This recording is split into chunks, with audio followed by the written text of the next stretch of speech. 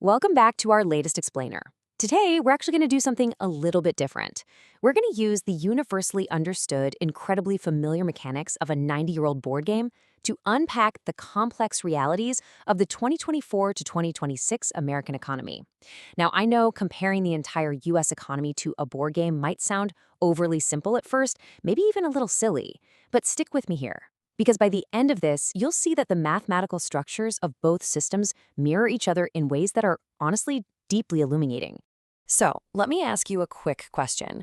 Have you ever realized you were going to lose a game of Monopoly 2 full hours before it actually ended? We've all been there, right? You're just endlessly circling the board, you have barely any cash left, and every single property you land on belongs to someone else who's got a hotel sitting on it. You know you're mathematically defeated, but you still have to keep rolling the dice. Well, let's dive into this because researchers argue that this agonizing feeling of mathematical defeat is exactly what millions of people are feeling in today's housing and job markets. And as you'll see, it's not just a feeling, it's a structural reality. Let's start with phase 1, the passing go trap. Think about Monopoly for a second. Every time you circle the board, you collect a flat $200. This represents your wage. Early in the game, $200 is great. You can buy properties, make investments, but as the game progresses and assets appreciate, your flat wage doesn't change, while the cost to just survive the board skyrockets. To measure this in the real world, our source provides a mathematical formula that compares the price of a median home to the median annual wage. This creates what they call a price-to-wage multiplier, proving how wages structurally fail to track asset values over time. Let's look at the baseline. When the modern version of Monopoly was standardized way back in 1935, an average American worker earned about $1,700 a year, and the average home cost roughly $3,900. So when we plug that into our formula, we see that an average worker only needed to pass go, meaning earn their entire annualized wage, about 2.29 times to buy a home completely outright. Now, let's fast forward to the first quarter of 2026.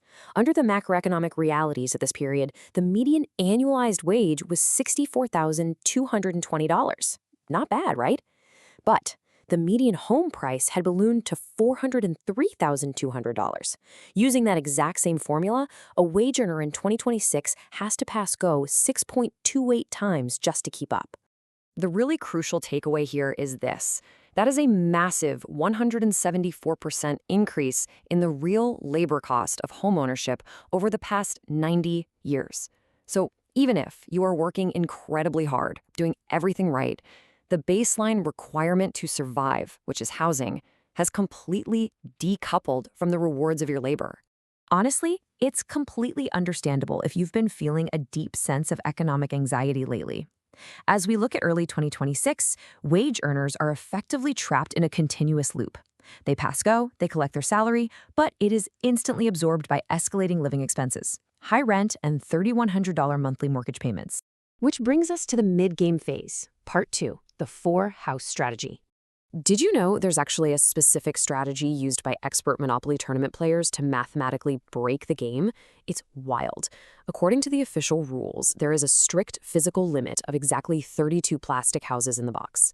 So expert players will acquire a Monopoly, but instead of upgrading those properties to hotels, they build exactly 4 houses on each property. This legally hoards the physical houses, essentially starving the board of available inventory and physically blocking any opponent from developing their own properties. Now let's pivot to the real-world equivalent of this tactic. We are currently seeing a massive supply-side squeeze executed by corporate landlords and private equity firms. By the third quarter of 2025, real estate investors accounted for a staggering 34% of all single-family home purchases. Just like the tournament player hoarding those little plastic houses, institutional capital is aggressively crowding out the local retail homebuyer. A really key mechanism driving this is the build-to-rent, or BTR, boom. Homebuilders are increasingly bypassing individual buyers entirely. Instead, they are selling entire newly built subdivisions directly to corporate landlords. In 2024 alone, a record 113,000 of these units were completed. In high-growth hubs like Jacksonville and Atlanta, institutional buyers dominate the market. This allows them to exert monopolistic pricing power over rent simply because local buyers are locked out of ownership. And this brings us to the political friction surrounding these mechanics. In June 2026, Congress passed the bipartisan 21st Century Road to Housing Act. This was aimed at changing the rules to block large institutional investors from purchasing more single-family homes. However, the legislation was left in limbo when President Trump delayed the formal signing ceremony, pending passage of the separate Save America Act. It perfectly demonstrates how structural attempts to change the game's rules can easily stall out in the real world. Moving into the late game now. Part 3. The in-jail strategy. In the early stages of Monopoly, getting sent to jail is terrible, right? You lose the chance to buy property. But in the late game, when the board is fully developed and totally dangerous to walk around on, wealthy players intentionally try to get sent to jail. Why? Because sitting in jail protects them from landing on opponents' high-rent properties while the rules still allow them to safely collect rent from everyone else. So jail completely ceases to be a punishment and becomes this incredible protective shield. The real-world version of this protective jail is a legal tax framework utilized by ultra-high net worth individuals, commonly known as buy, borrow, die, or BBD.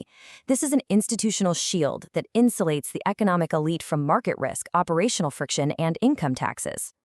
Here is exactly how this incredible maneuver works in 3 pretty simple steps. First, buy. Acquire appreciating assets. Second, borrow. Instead of selling the asset and paying a 20% capital gains tax, you borrow millions against the portfolio tax-free, using it as collateral. Third, die. Upon death, the assets pass to heirs with what's called a stepped-up basis, which permanently erases the tax liability on a lifetime of appreciation. You collect the wealth, but completely avoid the spaces on the board that demand taxes. Now, these protective shields were permanently extended by the One Big Beautiful Bill Act in July 2025. This legislation expanded the joint estate tax exemption to a massive $30 million. It preserved 1031 property exchanges and made 100% bonus depreciation permanent, which allows for massive first-year write-offs for real estate investors. Budget models project that these combined mechanisms will mathematically increase the federal deficit by up to $5.1 trillion over the next decade. When you have one group using the in-jail strategy and another group facing a dangerous board every single day, the mathematical outcome is pretty stark. Federal Reserve data from Q3 2025 shows the top 1% holds 31.7% of all total wealth. That's roughly $55 trillion. Meanwhile, the bottom 50% of the population holds just 5.3%. The rentier class is shielded, while the working class takes on all the risk. And that leads us to our final section, flipping the board. We all know how a game of Monopoly ends. Once a critical mass of assets is hoarded, the system enters a zero-sum death spiral. The math just takes over. At a certain threshold of asset concentration, the probability of non-owner survival drops to literally zero. No amount of frugality, strategic optimization, or sheer hard work can overcome the mathematical certainty of bankruptcy for the non-owners. The modern American economy shows real signs of reaching a very similar breaking point.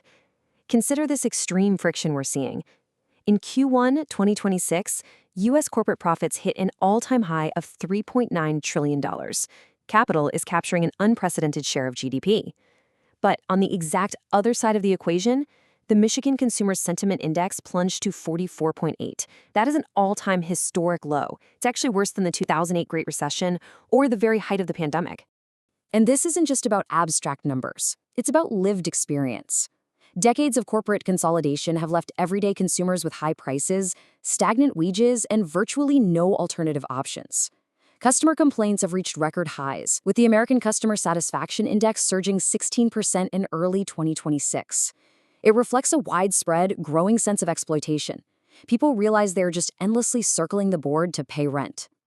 Which leaves us with this final, incredibly important thought to reflect on.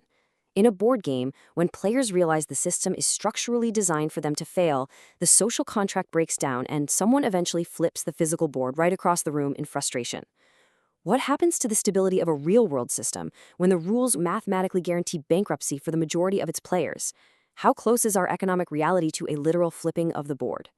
Thank you so much for joining me on this explainer. Keep asking questions, and I'll see you next time.